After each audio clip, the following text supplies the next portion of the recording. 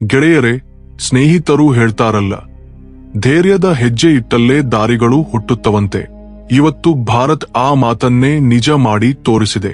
ಸಮುದ್ರದಡಿಯಲ್ಲಿ ದಾರಿ ತೋಡಿ ಪ್ರಪಂಚವನ್ನೇ ಆಶ್ಚರ್ಯಕ್ಕೆ ಒಳಗೊಳಿಸಿದೆ. ಇನ್ನು ಮುಂದೆ ಡಿಲ್ಲಿಯಿಂದ ದುಬೈ ಪ್ರಯಾಣ ವಿಮಾನದಲ್ಲಿ ಅಲ್ಲ, ವಂದೇ ಭಾರತ್ ರೈಲಿನಲ್ಲೇ ನಡೆಯುತ್ತದೆ. ಕೇಳೋಕೆ ವಿಚಿತ್ರವಾಗಿ ಕಾಣಬಹುದು, ಆದರೆ ಇದೇ ಭಾರತದ ಗುರುತು. ಅಸಾಧ್ಯವೇ ಭಾರತದ ಮುಂದಿನ ಗುರಿಯಾಗುತ್ತದೆ. ಇದು ಯಾವುದೋ ಗಾಳಿ ಸುದ್ದಿಯಲ್ಲ. ಇಂಜಿನಿಯರಿಂಗ್, ತಂತ್ರಜ್ಞಾನ, ಆತ್ಮನಿರ್ಭರತೆ ಎಂಬ ಪದಗಳ ಅರ್ಥವನ್ನೇ ಬದಲಾಯಿಸಿದ ಸತ್ಯ. ಒಂದು ಕಾಲದಲ್ಲಿ ಡಿಲ್ಲಿಯಿಂದ ವಾರಣಾಸಿಗೆ ಹೋಗುತ್ತಿದ್ದ ಆ ರೈಲು ಈಗ ಅರೇಬಿಯಾ ಸಮುದ್ರವನ್ನೇ ದಾಟಿ ದುಬೈನ ಮರಳಲ್ಲಿ ಹೆಜ್ಜೆ ಇಡುತ್ತಿದೆ. ಇದು ಕೇವಲ ಪಟ್ಟೆಗಳಲ್ಲ, ಭಾರತದ ಧೈರ್ಯಕ್ಕೆ ದಾರಿ. ಊಹಿಸಿಕೊಳ್ಳಿ, ಬೆಳಗ್ಗೆ ಸರಾಯ್ ರೋಹಿಲ್ಲಾ ನಿಲ್ದಾಣದಿಂದ ರೈಲು ಹತ್ತಿ ಸಂಜೆಗೆ ಬುರ್ಜ್ ಖಲೀಫಾ ಮುಂದೆ ಇಳಿದು ಬಿಡುತ್ತೀರಿ. Visa ಕ್ಯೂಗಳಿಲ್ಲ, airport ಗುಂಪುಗಳಿಲ್ಲ. ಕೇವಲ ಒಂದು ಭಾರತೀಯ ರೈಲು ಗಾಳಿಯ ವೇಗದಲ್ಲಿ ಸಮುದ್ರದಡಿಯಲ್ಲಿ ಓಡಾಡುತ್ತಿದೆ. ಈ ಕ್ಷಣದಲ್ಲಿ ಭಾರತ್ ಕನಸುಗಳಿಗೆ ಧೈರ್ಯ ಇದ್ದವನೇ ಬೆಲೆ ನಿರ್ಧರಿಸುತ್ತಾನೆಂಬುದನ್ನು ಸಾಬೀತುಪಡಿಸಿದೆ. ఢಿಲ್ಲಿಯಿಂದ ಹೊರಡುವ ಈ ವಂದೇ ಭಾರತ್ ರೈಲು ಮೊದಲು ಹೈ ಸ್ಪೀಡ್ ಕಾರಿಡಾರ್ನಲ್ಲಿ ಗುಂಡು ಸೀಳುತ್ತಾ ಹೋಗುತ್ತದೆ. ಅದು ఢಿಲ್ಲಿಯಿಂದ ಗುಜರಾತ್ನ ಕಚ್ವರೆಗೆ ತಲುಪುತ್ತದೆ. ಅಲ್ಲಿಂದ ಶುರುವಾಗುತ್ತದೆ ಪ್ರಪಂಚದ 8ನೇ ಅದ್ಭುತ ಎನ್ನಿಸಿಕೊಳ್ಳುವ ಭಾಗ. ಅರೇಬಿಯಾ ಸಮುದ್ರದಡಿಯಲ್ಲಿ 110 ಕಿಲೋಮೀಟರ್ ಉದ್ದದ ಸುರಂಗ ಇದೆ. ಒತ್ತಡ, ಆಳ, ಅಪಾಯ ಆ ಮೂರು ತಮ್ಮ ಗರಿಷ್ಠ ಮಟ್ಟದಲ್ಲಿವೆ. ನೂರಾರು ಇಂಜಿನಿಯರ್ಗಳು, ಸಾವಿರಾರು ವಿಜ್ಞಾನಿಗಳು, ಕೋಟ್ಯಂತರ ಭಾರತೀಯರ ಆಶಯಗಳು ಆ ಕನಸಿಗೆ ಇಂಧನವಾದವು. ಕಬ್ಬಿಣದ ಹೃದಯಗಳಿಂದ ಸಮುದ್ರವನ್ನೇ ಒಡೆದು ಹಾಕಿದರು. ಈ ಸುರಂಗದಲ್ಲಿ ಅಳವಡಿಸಿದ ತಂತ್ರಜ್ಞಾನ ಸಮುದ್ರದಡಿಯಲ್ಲೂ ಗಾಳಿ ಒತ್ತಡ, ತಾಪಮಾನವನ್ನು ಸಮತೋಲನದಲ್ಲಿ ಇರಿಸುತ್ತದೆ. ವಿಶೇಷ ಸಿಸ್ಟಮ್ ಆಕ್ಸಿಜನ್ ಮಟ್ಟವನ್ನು ನಿಯಂತ್ರಿಸುತ್ತದೆ. ಒಳಗೆ ವಾತಾವರಣ ಕ್ಲೇಟ್ನಲ್ಲಿ ಕುಳಿತಂತೆ ಅನಿಸುತ್ತದೆ. ಆದರೆ ನಿಜಕ್ಕೂ ನೀವು ಸಮುದ್ರದ ಆಳದಲ್ಲಿರುತ್ತೀರಿ. ಕಿಟಕಿಗಳ ಮೇಲೆ ಯಾರ್ ವಿಂಡೋಗಳು, ಮೀನುಗಳು, ತಿಮಿಂಗಿಲಗಳು ನೀರಿನ ಜಗತ್ತನ್ನು 3 ಆಯಾಮದಲ್ಲಿ ತರಿಸುತ್ತವೆ. ಪ್ರತಿ ದೃಶ್ಯ ಭಾರತದ ವಿಜ್ಞಾನವನ್ನು ಕಲೆಯಾಗಿ ಮಾರ್ಪಡಿಸಿದಂತೆ ಕಾಣುತ್ತದೆ. ರೈಲು ಒಮನ್ ಭೂಮಿಯ ಮೇಲೆ ಕಾಲಿಟ್ಟೊಡನೆ ಬಾಹ್ಯ ದೃಶ್ಯ ಕ್ಷಣಾರ್ಧದಲ್ಲಿ ಬದಲಾಗುತ್ತದೆ. ನೀರಿನ ನೀಲಿ ಒಕ್ಕೊಂಡೆ ಚಿನ್ನದ ಮರಳಾಗಿ ಮಾರ್ಪಡುತ್ತದೆ. ಒಂಟೆಗಳ ಗುಂಪುಗಳು ಕಾಣುತ್ತವೆ. ಗಾಳಿಯಲ್ಲಿ ಎಡಾರಿಯ ಬಿಸಿಲಿನ ಸುಗಂಧ ಬರುತ್ತದೆ. ಪ್ರತಿ ಪ್ರಯಾಣಿಕನ ಮುಖದಲ್ಲಿ ಒಂದೇ ಭಾವನೆ ಕಾಣುತ್ತದೆ. ಈ ವಂದೇ ಭಾರತ್ ರೈಲು ಕೇವಲ ವೇಗವಂತವಲ್ಲ, ಚುರುಕಾದದ್ದೂ ಆಗಿದೆ. ಹೈಡ್ರೋಜನ್ ಫ್ಯೂಯಲ್ ಸೆಲ್ ಎಂಜಿನ್ ಅಳವಡಿಸಿದ್ದಾರೆ. ಅದು 620 ಕಿಲೋಮೀಟರ್ ವೇಗದಲ್ಲಿ ಓಡಾಡುತ್ತದೆ. ಆದರೆ ಒಂದು ಹನಿ ಮಾಲಿನ್ಯವೂ ಬಿಡುವುದಿಲ್ಲ. ಈ ರೈಲು ಪರಿಸರದ ಶತ್ರುವಲ್ಲ, ಸ್ನೇಹಿತ. ಪ್ರತಿ ಸೀಟು ಸ್ಮಾರ್ಟ್ ಆಗಿರುತ್ತದೆ. ತಾಪಮಾನ, ಬೆಳಕು, ಸಂಗೀತ ನಿಮ್ಮ ಇಷ್ಟಕ್ಕೆ ತಕ್ಕಂತೆ ಬದಲಾಗುತ್ತವೆ. ಏರ್ ಸಹಾಯಕ ನಿಮ್ಮ ಭಾಷೆ ಅರ್ಥಮಾಡಿಕೊಳ್ಳುತ್ತದೆ, ನಿಮ್ಮ ಅಗತ್ಯ ಗುರುತಿಸುತ್ತದೆ. ಆಯಾಸವಾದರೆ ಸೀಟು ಮೃದುವಾದ ಕಂಪನ ಮಸಾಜ್ ಶುರು ಮಾಡುತ್ತದೆ. ಸಂತೋಷದಲ್ಲಿದ್ದರೆ ಕಿಟಕಿಯ ಬೆಳಕು ಬಣ್ಣ ಬದಲಾಯಿಸಿ ಒಟ್ಟಾರೆ ವಾತಾವರಣವನ್ನು ಉತ್ಸವದಂತೆ ಮಾಡುತ್ತದೆ. ಇಲ್ಲಿಯವರೆಗೆ ಈ ವಿಡಿಯೋಗೆ ಲೈಕ್ ಮಾಡಿಲ್ಲವೇ?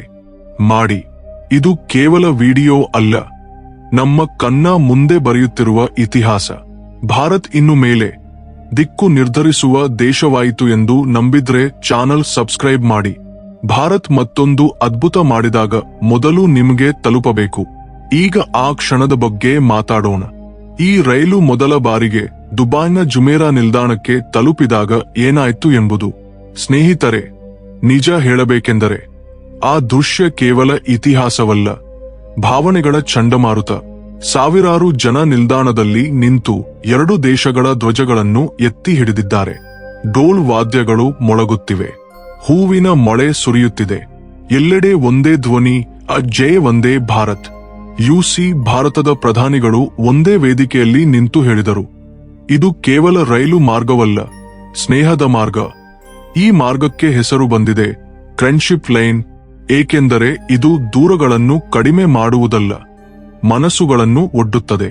ಈ ರೈಲಿನ ಕೆಜೆಯಲ್ಲಿ ಒಂದು ಬದಿ ಭಾರತೀಯ ಮಸಾಲಾ ಚಹಾ ಸುಗಂಧ, ಮತ್ತೊಂದು ಬದಿ ಅರಬ್ ಕವ್ವಾ, ಖರ್ಜೂರದ ಸಿಹಿ. ಇದು ಕೇವಲ ಪ್ರಯಾಣವಲ್ಲ, ಸಂಸ್ಕೃತಿಗಳ ಸಮ್ಮಿಳನ.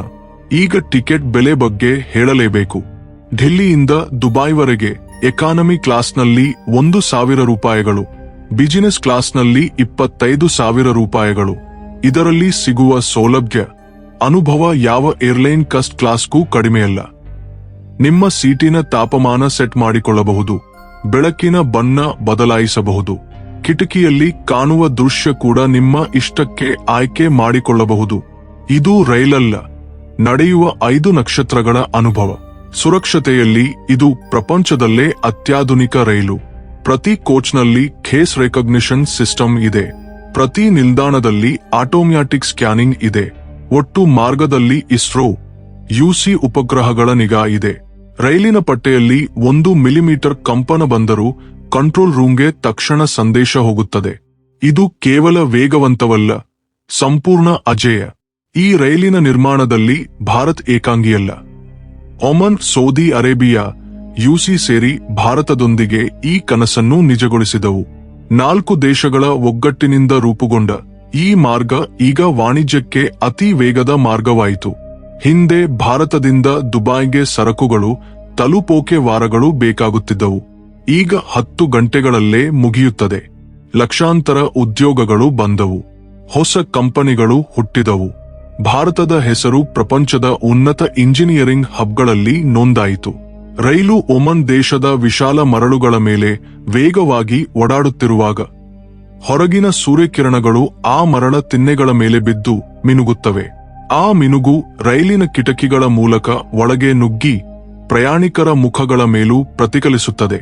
ಪ್ರತಿ ಫೋಟೋ ಕ್ಲಿಕ್, ಪ್ರತಿ ವಿಡಿಯೋ ರೆಕಾರ್ಡಿಂಗ್, ಪ್ರತಿ ನಗು, ಇವೆಲ್ಲ ಒಂದೇ ಸಂದೇಶವನ್ನು ಗಟ್ಟಿಯಾಗಿ ಹೇಳುತ್ತಿವೆ. ಭಾರತ್ ಇನ್ನೂ ಎಲ್ಲಿಯೂ ನಿಲ್ಲುವುದಿಲ್ಲ, ಮುಂದೆ ಸಾಗುತ್ತಲೇ ಇರುತ್ತದೆ. ಈ ವಂದೇ ಭಾರತ್ ರೈಲು ಕೇವಲ ಯಂತ್ರವಲ್ಲ, ಇದು ಭಾರತದ ಆತ್ಮಕ್ಕೆ, ಆಕಾಂಕ್ಷೆಗಳಿಗೆ ಪ್ರತೀಕವಾಗಿ ನಿಂತಿದೆ. ಭಾರತ್ ಕನಸು ಕಾಣುತ್ತಿದ್ದಂತೆ ಪ್ರಪಂಚ ಮೇಲೆದ್ದು ನಿಲ್ಲುತ್ತದೆ ಎಂಬುದನ್ನು ಈ ರೈಲು ಗಟ್ಟಿಯಾಗಿ ಹೇಳುತ್ತದೆ. ಒಂದು ಕಾಲದಲ್ಲಿ ಬೇರೆ ದೇಶಗಳಿಂದ ತಂತ್ರಜ್ಞಾನ ಕೇಳಿಕೊಂಡು ತಂದುಕೊಳ್ಳುತ್ತಿದ್ದ ಭಾರತ್ ಈಗ ಆ ತಂತ್ರಜ್ಞಾನವನ್ನು ಸ್ವಂತವಾಗಿ ತಯಾರಿಸಿ ಪ್ರಪಂಚಕ್ಕೆ ಮಾರುತ್ತಿದೆ. ಯುರೋಪ್, ಆಫ್ರಿಕಾ, ಆಸಿಯಾ ಈ 3 ಖಂಡಗಳ ದೇಶಗಳೆಲ್ಲ ಈಗ ಭಾರತವನ್ನೇ ಬಯಸುತ್ತಿವೆ, ತಮ್ಮ ರೈಲು ಮಾರ್ಗಗಳನ್ನು ನಿರ್ಮಿಸಿ ಎಂದು. ಈ ರೈಲು ಇನ್ನು ఢಿಲ್ಲಿಯಿಂದ ದುಬೈವರೆಗೆ ಮಾತ್ರ ಸೀಮಿತವಲ್ಲ. ಮುಂದಿನ ಹಂತದಲ್ಲಿ ದುಬೈನಿಂದ ಕೈರೋವರೆಗೆ, ಕೈರೋದಿಂದ ಯುರೋಪ್ವರೆಗೆ ವಿಸ್ತರಿಸುತ್ತದೆ. ಭಾರತ್ ಈಗ ಪ್ರಪಂಚದಲ್ಲೇ ಅತಿದೊಡ್ಡ ರೈಲು ಕ್ರಾಂತಿಗೆ ನಾಯಕತ್ವ ವಹಿಸುತ್ತಿದೆ, ದಾರಿ ತೋರಿಸುತ್ತಿದೆ. ಈ ರೈಲು ಭಾರತಕ್ಕೆ ಮರಳಿದಾಗ ಅದರ ಚಕ್ರಗಳು ಮೊಳಗುವ ಪ್ರತಿ ಶಬ್ದ ಒಂದೇ ಸಂದೇಶ ನೀಡುತ್ತದೆ: ನಾವು ನಿಲ್ಲುವುದಿಲ್ಲ. ಪ್ರತಿ ಚಕ್ರದ ಧ್ವನಿ ಒಂದೇ ವಿಷಯವನ್ನು ಪುನರುಚ್ಚರಿಸುತ್ತದೆ: ಭಾರತ್ ಇನ್ನು ದಿಕ್ಕು ನಿರ್ಧರಿಸುತ್ತದೆ, ಪ್ರಪಂಚ ಅದರ ಹಿಂದೆಯೇ ಬರುತ್ತದೆ.